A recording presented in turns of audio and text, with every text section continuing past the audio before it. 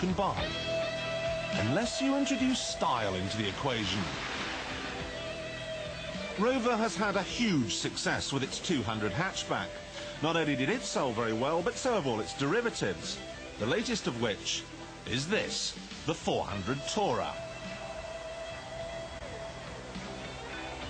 It's a deal pricier than the ZX, with the top model here going for £16,000. And it's nowhere near as practical. Perhaps that's why they've chosen to call it a Tourer rather than an estate. Certainly, an Irish wolfhound would complain if you asked him to go in here, but as most people's dogs are the size of insects, we don't really have a problem. Doggy would have to be clean, though, because it is sumptuously appointed back here. Rovers say this is not a car for taking your garden rubbish to the tip. They say it's a car for impressing the neighbours. And besides, if you do have a car like this, chances are you have a man to do your gardening. That leaves you free to go and have some fun.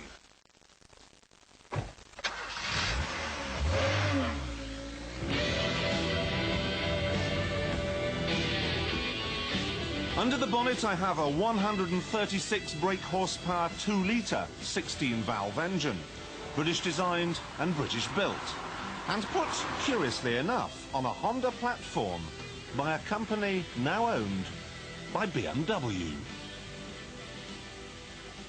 Strangely enough, it all seems to work. The engine's got plenty of punch, the gearbox is delightful, the steering is light, and these seats are quite superb. But I do have a couple of complaints. First of all, you can't have an automatic gearbox, which in a car like this I think is just plain daft.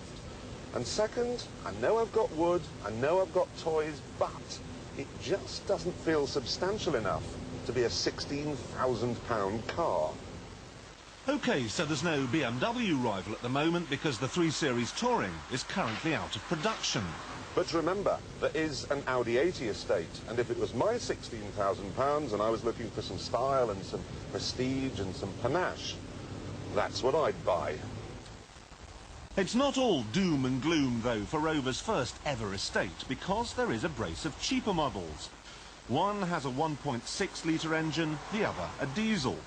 And they managed to combine all those good looks with price tags that are a bit more down to earth.